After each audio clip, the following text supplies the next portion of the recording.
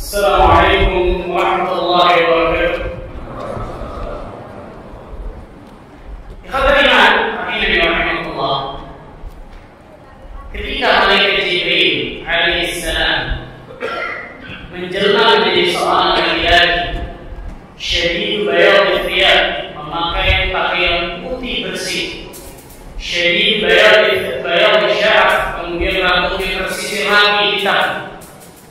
Kemudian malaikat Jibril mendekat kepada Nabi sallallahu alaihi wasallam, bahkan menempelkan lututnya dengan lutut Nabi sallallahu alaihi wasallam. Kemudian bertanya kepada Rasul sallallahu alaihi wasallam, "Mal Islam?" Apa itu Islam? "Mal iman?" Apa itu iman? "Mal ihsan?" Apa itu ihsan? Dan seterusnya. Karena itu salah satu disebutkan oleh para ulama, adab ketika menuntut ilmu itu mendekat kepada guru. Dan sekarang saya ingin mempraktekannya. Allah silakan mendekat kepada meja baca. Yang di belakang, Allah insyaallah. Yang di belakang masih muda semua itu insyaallah. Nah, kalau ini kan kelihatan lampang-lampang, makanya kelihatan insyaallah. Ini di antara aja menuntut ilmu kata para ulama, agar seseorang bisa mendapatkan di antara keberkahan ilmu. Nah, ini kelihatan insyaallah. Yang hidungnya mancung, yang matanya belok. Tadi mana ini rahimahullah. Kajian kita pada materi yang berbahaya ini berbicara tentang pemuda. Dan kelihatannya kita akan semuanya pemuda ya, insyaallah. Tadi antara dua, pemuda atau memang orang pemuda ya? Gak tua. Pemuda di dalam Islam, pada ikan kita jadi terus kepada pemuda, tapi kita tahu bersama agama Islam, ilmu di dalam Islam itu mencakup kepada sebuah keseluruhan. Ad-dinu an-nasihat, agama ini nasihat. Secara umum kita nasihat kepada siapapun kaum muslimin, mau yang muda, mau yang tua, kepada nasihat kepada siapapun. Tapi terkhusus jelas kepada para pemuda. Ikhwaniman, rahimahullah. Para pemuda di dalam Islam itu mempunyai andil yang besar dalam agama ini. Para ulama sudah mengatakan para pemuda ini adalah sebagai tulang punggung untuk bisa membangun tatanan agama yang benar. Karena tanpa para pemuda tidak akan pernah berjalan segala sesuatu dalam acara-acara atau kegiatan-kegiatan yang bermanfaat. Kenapa? Karena ketika seseorang sudah lanjut usia, ada keterbatasan yang mereka tidak bisa lakukan. Dan itu bisa dilakukan para pemuda. Tapi ingat, para pemuda ini pun harus di dalam bingkai para nasihat para orang tua. Karena ini kalau kita perhatikan ya, dakwah Nabi Sallallahu Alaihi Wasallam ketika di awal-awal di Makkah, di fase Makkah, kebanyakan dari mereka yang masuk dalam Islam para pemuda. Sedangkan yang sudah tua kebanyakan ternyata tidak mendapatkan hidayah dari Allah Azza wa Jalla. Ada sebagian mendapatkan hidayah tapi tidak sebanyak para pemuda. Kenapa? Karena para pemuda ini biasanya lebih mudah untuk menerima ilmu. Karena dirinya masih terbuka untuk menerima apapun. Tapi, di sini bahaya. Para pemuda ini belum bisa menyaring biasanya mana yang baik dan benar untuk dirinya dan mana yang buruk dan tidak baik untuk dirinya. Di sinilah pentingnya bimbingan orang-orang tua, terutama orang-orang tua yang berilmu tentang ilmu agama. Makanya para ulama mengatakan hikmatus syuyukh wa hamasatus syabab. Hikmahnya, nasihatnya para orang tua dan semangatnya para pemuda. Dua ini digabungkan. Karena kalau hanya satu saja semangat tidak dibarengi dengan hikmah, tidak dibarengi dengan ilmu dan pengalaman, rusak, bahaya. Semangat itu akan luar biasa besar, bahaya. Tapi selain itu juga, ketika hanya pemikiran, hikmah, ilmu, tapi tidak ada action di bawah, ini tidak jalan. Maka dua ini penting, dua komponen ini penting. Bagi para pemuda menunjukkan semangatnya, kesungguh-sungguhannya luar biasa, dan pemikirannya, ilmunya, hikmahnya, pengalamannya orang-orang yang sudah lulus. Dan Nabi SAW menggabungkan dua hal itu. Karena itu sebagian sahabat ada yang di atas 40 tahun dan ada yang di bawah 40 tahun. Makanya para ulama khilaf di sini. Pemuda itu dari umur berapa sampai umur berapa? Nah, itu masih muda nggak kira-kira? Karena dia masih muda semua gitu. Pemuda itu dari mana? Wallahu ta'ala besar. Sebagian ulama mengatakan pemuda itu dari dia balik sampai umur 30 tahun. Sebagian ulama mengatakan dari dia balik, bahasa kita akhir balik, sampai umur 30 tahun. Itu kan 29 semuanya ya, dan kalau 28, 27 lah.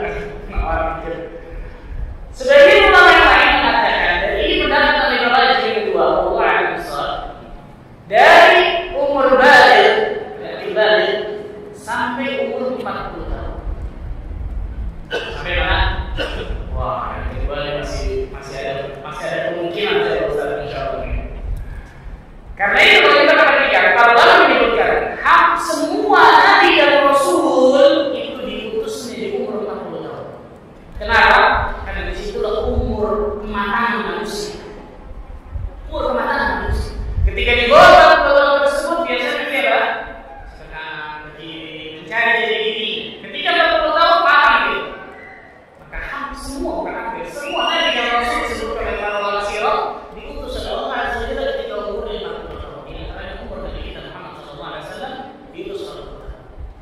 Ikhwatul iman, rahimani wa rahimakumullah. Nabi sallallahu alaihi wasallam bersabda dalam hadis yang sahih yang diriwayatkan oleh Imam At-Tirmidzi dan juga yang lainnya, la tazulu qadama 'abdin yawm al-qiyamah hatta yus'al. Tidak akan bergeser kaki seorang hamba nanti di hari kiamat sampai ditanya beberapa pertanyaan oleh Allah Azza wa Jalla. Apa saja pertanyaan Allah kata? Yang pertama kata Nabi sallallahu alaihi wasallam, an 'umrihi fima afna, tentang umurnya, usianya, untuk apa dia habiskan di atas usianya di atas muka bumi. Allahu Akbar. Usia, umur, waktu kita di atas muka bumi Allah tanya di hari kiamat. 1 detik Allah. Pertanyaan yang kedua kata Nabi sallallahu alaihi wasallam, wa an 'ilmihi fima ba'd, tentang ilmu agamanya. Apakah dia amalkan, dia praktekkan ilmu agamanya tersebut, atau ilmu agama tersebut hanya sekedar koleksi bagi diri? Itu ilmu agama. Yang ketiga kata Nabi sallallahu alaihi wasallam, wa 'an malihi min aina iktasabahu wa fima anfaqahu, tentang hartanya, khusus tentang harta ditanya dua. Dari mana didapatkan dan untuk apa dihabiskan? 1 rupiah untuk tanya dari dia. Dari mana kita dapatkan harta itu? Apakah jalan-jalan yang halal atau yang haram? Allah tanya 1 rupiah. Dan kemana kita habiskan harta itu? Ke sesuatu yang halal, bermanfaat, atau ternyata ke sesuatu yang haram atau tidak ada manfaat? Allah tanya 1 rupiah. Yang keempat, wa'an jismihi bima ablah, tentang jasad kita, badan kita, capeknya, letihnya untuk apa? Ibadah kepada Allah atau bermaksiat kepada Allah? 2 mata kita, 2 telinga kita, lisan kita, tangan kita, kaki kita, hati kita, kemaluan kita, semua makanya dari badan kita. Jismihi bima ablah, tentang jasad kita, Allah tanya untuk apa kita berguna jasad kita di atas muka bumi? Capeknya, letihnya untuk apa? Dalam riwayat lain, ini menarik. Dalam riwayat lain disebutkan oleh Nabi sallallahu alaihi wasallam, an syababihi fima abla, tentang masa mudanya. Untuk apa dihabiskan masa mudanya tersebut? 1 pertanyaan khusus. Kalau kita mau pakai logika, harusnya masa muda ini masuk ke yang pertama. Apa yang pertama tadi? Umur, betul ya? Karena umur seseorang itu dari dia hidup sampai dia mati di atas muka bumi, betul ya? Tapi Rasul sallallahu alaihi wasallam mengkhususkan ternyata masa muda Allah tanya. Kenapa? Karena masa muda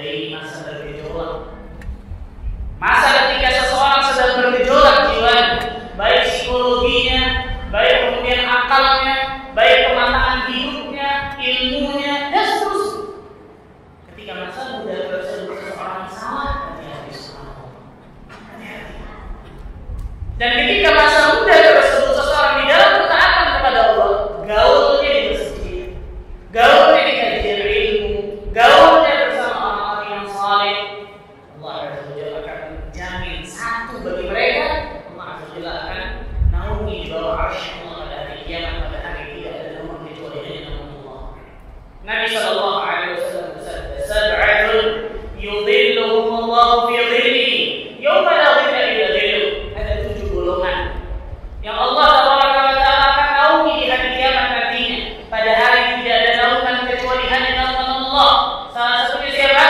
Wa syabun nasya'a fi ibadatillah azza wa jalla. Seorang pemuda, ya. Pemuda ataupun pemudi masuk di dalam laki atau perempuan. Umurnya muda. Dia tumbuh di dalam ketaatan kepada Allah azza wa jalla. Dia tumbuhnya di dalam ketaatan kepada Allah. Bukan tumbuhnya berlomba-lomba mewah dengan dunia. Bukan tumbuhnya dengan maksiat dan dosa. Bukan tumbuhnya dengan amal-amal yang sia-sia. Enggak. Tapi seorang pemuda dan pemudi yang tumbuh dalam beribadah kepada Allah. Satu jaminan khusus dari Nabi.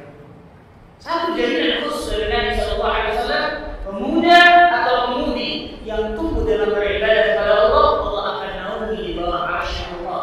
Pada hari tidak ada naungan kecuali hanya naungan Allah. Luar biasa. Kenapa? Karena itu adalah langka, berat.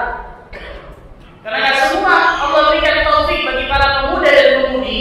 Allah berikan taufik hidayah untuk di atas ketaatan kepada Allah. Jika pemuda mau mencoba sesuatu yang baru biasanya, betul. Tapi dia tidak tahu ketika dia coba sesuatu yang baru ini baik atau buruk untuk diri. Karena akalnya belum bisa mencerna.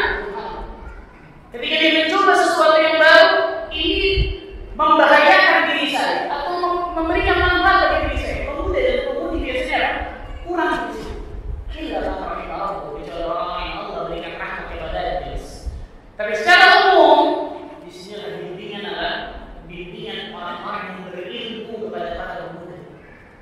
Lihat bagaimana Nabi sallallahu alaihi wasallam mengajarkan Abdullah bin Abbas radhiyallahu anhuma yang pada saat itu belum muda, masih kecil mereka.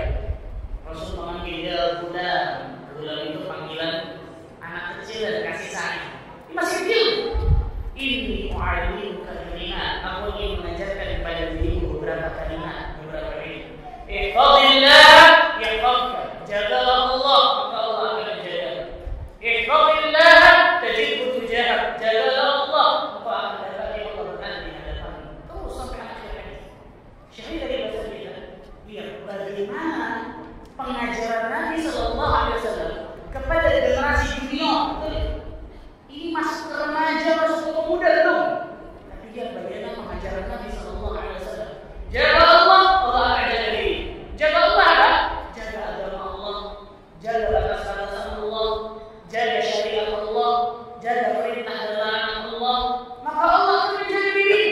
Allah akan jaga duniamu, Allah akan jaga akhiratmu, hai anak kecil. Jaga Allah, Allah akan dapatkan Allah di hadapanmu. Yani Allah akan selalu membantu dalam segala kehidupan di atas bumi. Akidah ini ditanamkan sejak dini, bayangkan dari Rasulullah sallallahu alaihi wasallam kepada Abdullah bin Abbas. Jadinya Ibnu Abbas radhiyallahu anhu hibrul ummah, tintang ummah ini. Itu julukan Ibnu Abbas. Ada yang mengatakan al-bahr, lautan ummah ini. Ulama dari sahabat luar biasa mengenal Abdullah bin Abbas. Abdullah bin Abbas mengatakan, tidaklah ada satu ayat dalam Al-Quran Al-Karim kecuali aku tahu ayat itu turun untuk apa, asbabun nuzulnya seperti apa, diturunkan di mana, makna ayatnya seperti apa. Alim luar biasa. Tidaklah satu ayat dalam Al-Quran kecuali dia tahu dari asal dari saya tentang ayat itu. Dan ini langka muda seperti itu. Rasulullah SAW juga mengatakan kepada Abdullah bin Umar, anaknya Umar bin Khattab radhiyallahu anhu, kepada Abdullah bin Umar, ya Abdullah, wahai Abdullah, jadilah engkau di dunia seperti orang asing atau perantau. Allah, kun di dunia ka'annaka gharibun aw 'abir sabil. Jadilah engkau di dunia seperti orang asing atau perantau. Ini yang diomongin anak kecil, bukan orang yang sudah tua. Betul ya? Dia bagaimana pendidikan Nabi sallallahu alaihi wasallam untuk menanamkan kepada anak kecil tersebut, wahai Abdullah, ketahuilah tujuan utama itu bukan di sini, bukan di dunia. Tapi tujuan utama di akhirat Allah. Ketika engkau mencari dunia, silahkan, tapi cari dengan cara yang halal. Ketika engkau mencari dunia, silahkan, tapi jangan jadikan dunia sebagai tujuan utama ambisi terbesar. Bagaimana kepada sahabat yang senior? Ya kan? Dan kalau kita lihat subhanallah, kebanyakan di sisi Nabi Sallallahu Alaihi Wasallam itu tadi saya katakan para muda, masya Allah. As-sabiqun al-awwalun minal muhajirin, orang-orang yang pertama-tama masuk dalam Islam dari kalangan muhajirin. Hanya sedikit dari mereka yang sudah tua. Yang lain kebanyakan di bawah umur 40 tahun. Utsman bin Affan di bawah umur 40 tahun. Ali bin Abi Thalib apalagi lebih muda lagi, subhanallah. Abu Bakar As-Siddiq saja yang beda 2 tahun dengan Nabi Sallallahu Alaihi Wasallam. Itu pun masih di bawah muda lagi. Berarti 38 pada saat itu umur. Saya mau tanya sama dai pertama yang dikirim oleh Nabi Sallallahu Alaihi Wasallam kemana dan siapa namanya? Dai pertama dalam Islam. Rasul mengutus orang ini ke tempat itu, kemudian umur berapa? Muadz bin Jabal. Ada yang lain? Anas bin Malik. Yang lain? Mus'ab bin Umair. Mus'ab bin Umair itu dai pertama yang dikirim oleh Nabi Sallallahu Alaihi Wasallam kemana? Yathrib atau Madinah pada saat itu. Namanya Yathrib dulu, kemudian Madinah. Mus'ab bin Umair, saya mau umurnya berapa pada saat itu? Umurnya berapa dia? Mus'ab bin Umair. Ini pemuda, perhatikan. Yang pemuda dulunya orang kaya luar biasa, ketika masuk Islam di stop semuanya sama orang tuanya. Sampai kulit Mus'ab bin Umair yang tadinya sangat halus dan lembut bersih seperti ular. Di stop semuanya sama orang tuanya. Tapi itu tidak menjadikan Mus'ab bin Umair meninggalkan agama Allah. Malah jadi dai pertama yang dikirim oleh Nabi Sallallahu Alaihi Wasallam